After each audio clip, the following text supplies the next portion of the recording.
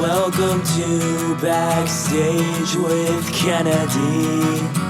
This little show will be your remedy. From Toronto, spanning across the sea. Cool people, lots of laughs. This is your favorite podcast. Hello and welcome. My name's Kennedy from the Backstage with Kennedy podcast. I got a guest today that I'm really amped for. I mean, very rarely do I get this excited about a guest. I'd like to say I get this excited about all of them, but I really don't. I got Sam from Get Dead today. If you don't know Get Dead, you're missing out. Band fucking rocks. California band. They're on Fat Wreck.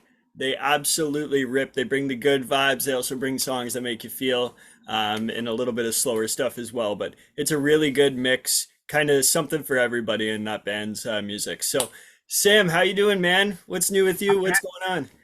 I'm good, man. It's a hell of an introduction there, bud. Hey, Nah, just getting ready to go get on that tour for Canada here on Friday. And me and my girlfriend and the dog are going up to Mendocino to my grandparents on the coast and just spend a couple days, hang out. Just finished up the Co-Defendants album, which is like a side project with Fat Mike and Chesky.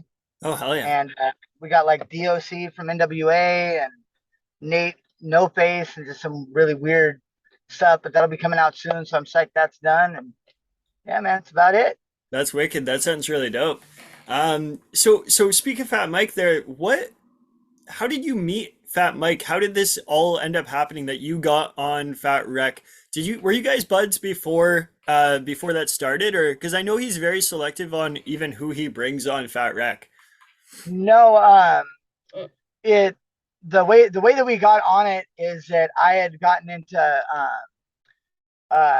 Get Dead played at this place called the Parkside, and we got into a fight with the bouncers, and the promoter was this promoter that Fat Mike also didn't like, but it was kind of like a big deal. Like she like sent letters to all. This is like right when we started, but she sent letters to all the clubs in San Francisco, basically trying to blackball us, saying that we were just fucking assholes, and that wasn't the case. So, and all the other clubs that we had played at before didn't listen to her at all. And our old drummer was the one of the engineers at Motor Studios, which was Fat Mike's studio in San Francisco. And he was calibrating the flat screen in the studio with a music video, and he was playing This One's for Johnny. And Fat Mike happened to just show up to the studio to check out the new screen and stuff. And he's like, "Oh shit, what's this?" And Josh is like, "That's the guy fucking that, got into a fight with fucking the Parkside." And so he set up a meeting with us like a week later, and I showed up and I had a black eye from another scuffle. And he's like, so from there on, he was like, "Fuck it." He signed us right there. And that's how it started. We met him at a bar and drank some beers and talked about what we wanted to do as a band and what we were about. He was feeling it. So here we are. That's pretty wicked. That's pretty wicked. So, um, yeah, as I said before, I've been listening to you guys for a bit now, and a couple of years ago, when like the COVID outbreak started out, my buddy was selling pizzas out of his house in Toronto. And he was just like, well, I can't work, so what am I gonna do? So he started making pizzas out of his house. And pretty good pizzas, but the whole thing about it was for me like going and hanging out with him and just talking music. And we would sit down and we talked about your last album when it came out. And we were super amped about it. And we were talking about it the other day, how things are full circle, the fact that I'm doing this interview, but also the fact that he's actually opening for you in Toronto, at the Bovine Sex Club. So he's the lead singer of the Filthy Radicals, Kyle. Absolute beauty, great band. Is there a specific show you're looking forward to on this tour the most? Like, have you played up here before? The Bovine Sex Club, of course. Yeah, I mean, man. come on. I've never. When do you ever get to play a spot called Bovine Sex Club? And I mean, I do all the time, but yeah, well, you're spoiled because that sounds like a treat. From Mm. what I heard too, is I've talked to a bunch of other musician friends that play up in Canada a lot, and they said that place is pretty legendary spot. a lot of stuff's like happened over there at that spot. Yeah, absolutely. I actually I'm employed by them sometimes. So like I'll work the occasional day at working the door there at the Bovine. It's my like Awesome. home away from home, but yeah, man, it's a great spot. I fell in love with it from like a young age. When I started going there, I was like, what is this place? And I've seen Yeah, some epic shows there for sure.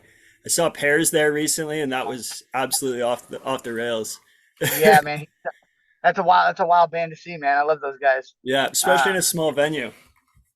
yeah. So that and yeah, I don't know. We played up in Canada, I think twice before we went up there. We did a whole tour up there with Agent Orange, and then we've gone to we played I think Pooza Fest like 3 times. Oh, okay. Dope. Yeah, Pooh's is fun all the time. Yeah, we've also played in the spot that rhymes with fun, which is Regina, Oh, which is yeah, funny. Regina. Yeah. Yeah. So is it Regina or is it Regina? Regina. Jesus Christ, it's But so yeah. confusing. And Yeah, but they said it rhymes with fun, and so I'm like, okay, they're making a vagina joke, but I'm like, oh, Regina. People there were calling it Regina or Regina, so I'm glad we cleared that up. so I got a question about one of your songs. So you got the song uh oh my God. Sorry, I came unprepared for this. It's okay. I'm There was unprepared for you. there was one song that I was like I've been listening to a lot by you guys, and I wanted to know the backstory on it. And I was thinking about it beforehand. What is it? Obviously. Pepper spray. Yes, sir. So, I mean, from like a listener's perspective, you can kind of get like the general grasp of pepper spray. Like you understand like kind of what it's about. Was there a certain story or a certain situation in your life that pushed you to maybe write that? Like sometimes people use certain things that push them towards making songs, right? Was there Yeah. something that triggered you to write that song? Because that's a beautiful song, man. And it seems like it really comes from the heart. Yeah. Yeah. It's definitely directly correlated with. I had like a few friends within like 2 months' time kill themselves, No, fuck. and just like out of suicide. And then before that, I had a couple friends OD on like fentanyl that they thought was in coke. Yeah, So it was just from a place of being like fed up with that shit, you know. yeah, And I guess that's how like I don't know. I guess that's how all the Get Dead songs start or whatever. They're all some people can write fictional shit, you know, like hmm they might like stories about stuff and things that they don't go through. Whereas like we always just write things that we've actually gone through hmm and put it. And I think that that's why it connects with a lot of people because it comes from like an honest place.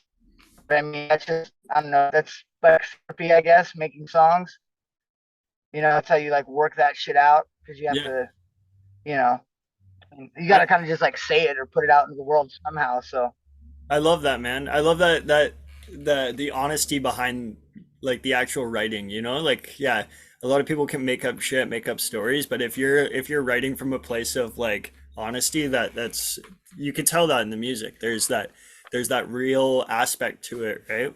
Fucking love yeah, that. I mean every I mean that's probably just too from like every band that me and the rest of Get Dead listen to. When you look at like who we've looked up to or our influences and stuff like that, it's all the same thing, you know. Even down to like hip hop stuff. Like Yeah. I don't know, I'm more into like the lyricist hip hop stuff that's going on versus the. I mean, I do like me some good gangster rap, some RBL posse, but you know, actually like feeling stuff. It's always got to come from like a real place, and you know, and punk rock in general is pretty much like that across the board. So I think that's where the appeal comes from. It's funny that you say that like you love like hip hop because that's I so love hip hop. I I'm I'm a hip hop artist. That's kind of like what I've done for years and years.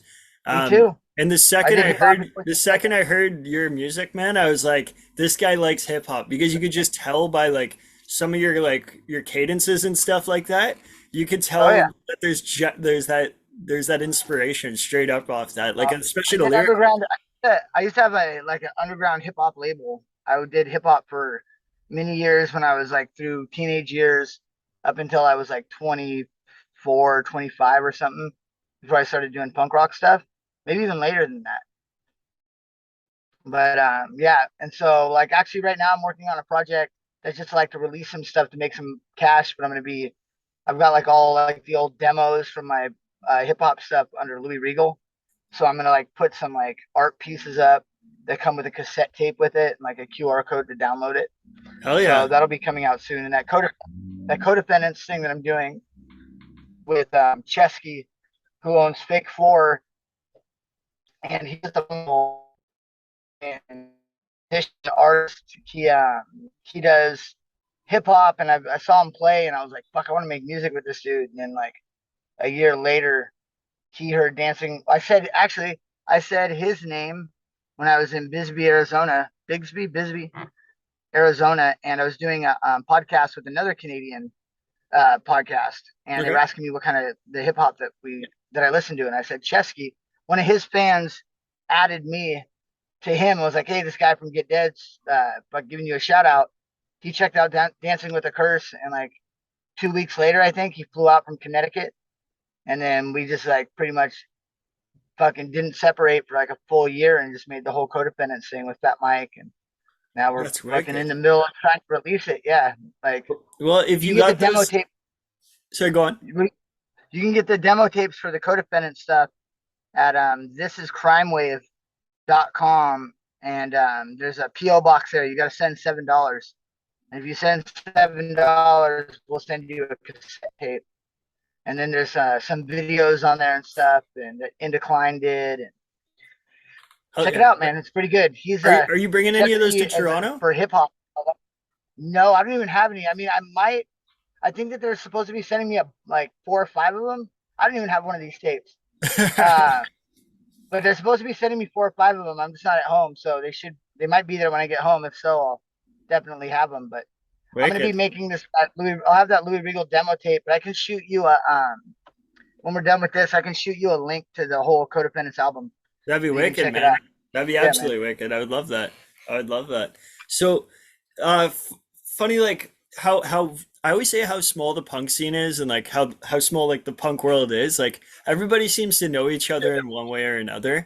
And I had Chris Swinney from the Ataris on my podcast, Oh, I and know Chris. as we know, he made a band called Fire Sale. Um, Yep. Oh, he told me all about it. yeah, and I talked to him about that, and we were talking about. I was like, how did Get Dead feel about that? And he's like, hi, they were pretty cool about it. They messed around with me a bit on it. What from your perspective, what was that interaction like when Chris was like, hey man, I hope you don't mind. We named the band after your song. Yeah, I mean that's why we were giving him shit. We were like, yeah, it's like maybe cool to be a song title, but a band name? Come on, bud. So I don't know. I love the Ataris. I love Chris. You know, I just thought he was on cocaine again or something. Who knows? I didn't think he was gonna go full blown. And then he started their whole campaign with it too was like intense. Like I did this fucking I envy people that can do that, can like finish a project and then still have the gusto to like push it that hard, Yeah. and like network and do it. I get frustrated or just bored and I'm like, I don't give a fuck. Yeah, It's out when I there. was They'll making find it. music before, I took like a couple of years off. When I was making music before, that was my big thing was I was like, I pushed it so hard that I got frustrated with the actual marketing perspective and all that extra shit you have to Yeah. do. I'm like, I just want to make music. So this time when I started up again, I'm like, I'm just making music, man. The rest of it will come together. You got to obviously Uh, do it a little bit, but that's how you want to do it. Like I went, I've got like a little bit of a marketing background and all that. The reason I don't like it. yeah. Like I don't like in responsibility in general. Hmm. But if you're gonna, like with the codependent stuff and the Dancing with the Curse stuff, because all that stuff went through. I guess half of making Dancing with the Curse, I was still working because I was a house painter for like 10, 15 years, and it got to a point where it's like I just want to make music, and I don't want to be a half-ass painter and a half-ass musician, Hmm. and I don't want to be a half-ass musician and a half-ass fucking promoter. Yeah. So it's like I've just I've been trying on, now it's going on almost like 2 years. I don't paint. I've just been fucking living off of making music. And that codependence stuff was the first time that we were ever like kind of like put on payroll just to focus on making music, Hmm. where I didn't have to worry about fucking bills. I didn't have to worry about waking up and getting a job. I could go on a fucking 4-day bender on fucking mushrooms and fucking whiskey and then come out with something, Yeah. and it wasn't like frowned upon. And I think that's I don't know. Some people can do it like Chris. Like some people can do it really well. They can make fucking music and then they can promote it and they can push it and market it well. Hmm. That's not how my brain works. I just figure if you're gonna be a musician, I just want to focus on making music and then make a living off of that. Absolutely. Or art in general, just creative shit versus working for somebody else. I'm with you. So everybody loves when they put out an album that they tend to like really, really love the whole album. It becomes like your baby, you know what I mean? Like Mhm. maybe after time, after listening to it or playing it consistently, you tend to resent some songs after a while. But at the end of the day, there's songs that will always be your favorite song on that album. From that Dancing with a Curse album, is there one song that you just never get tired of playing that's just like your favorite shit every time? Um, I don't know. Hard Times is fun to play. Like that one's just fun to play because of like this sing along factor in it, and it's like the least amount of energy I have to exude during that whole fucking hour process. Hmm. So, um, but yeah, all it's been really fun, and it was interesting because it came out during COVID, and when we finished the album, the record label didn't want to put it out. They were asking us if we wanted to because we couldn't tour it, and then they didn't know how we would sell it. Hmm. And then we're like, okay, so we decided to put it out because we had a captive audience. Yeah. So they're not going anywhere. And the thing is that when you know this, when you come out with an album and you go to play shows, you're only going to play 2 songs off that new album. Yeah. And that's when everyone goes and takes a piss or gets a beer or whatever, Yeah. because they don't fucking know the songs. They're like, play the songs I know. And then Hmm. they buy the album and then you got to wait till you come around again to play those songs. Yeah. So with this one, this is the first time that I've ever been a part of it where we put an album out and when we showed up, because COVID ended, we just put like right now when we're playing, we're doing Dancing with the Curse all the way through, front to back. Hell yeah. And then it's only a 33-minute album. Yeah. So then we go from that and then we'll play like, some older ones too. But everybody knew every fucking song because they just got stuck inside for 2 years Hmm. and couldn't do anything but listen to it. Yeah. So and there was a lot of people, a lot of other people we knew that had albums ready to go that didn't release during COVID. And then when they did, when COVID opened up, it was just kind of like a bad time to fucking release shit because nobody's paying attention. Everybody went outside. So now you've been sitting on these songs for 3 years. Then now you're gonna try to push, and it's like you're a better musician now. You don't want to hear those fucking songs. Like Yeah. if Yeah. it's been 3 years since you made music, you probably start working on that next album anyway. Absolutely. So, I've never seen you live like in person, like live in the room. But the first time I ever like saw a video of you live was Fat Mike's backyard. You remember when you did that show, in that backyard set? Uh, Yeah, with that was, Fishbone and yeah, dude, that was so wicked.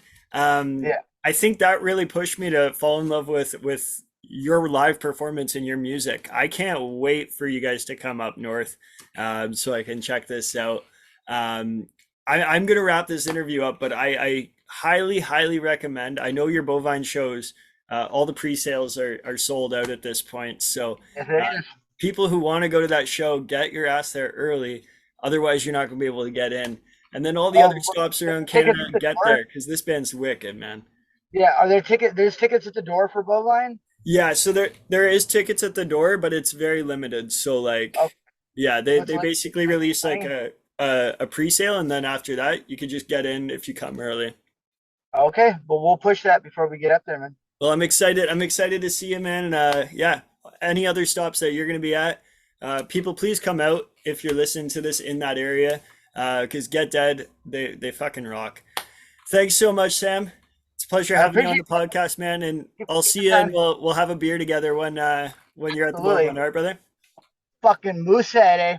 Yeah, man. Yeah, man. All right. Peace, buddy. Yeah, man.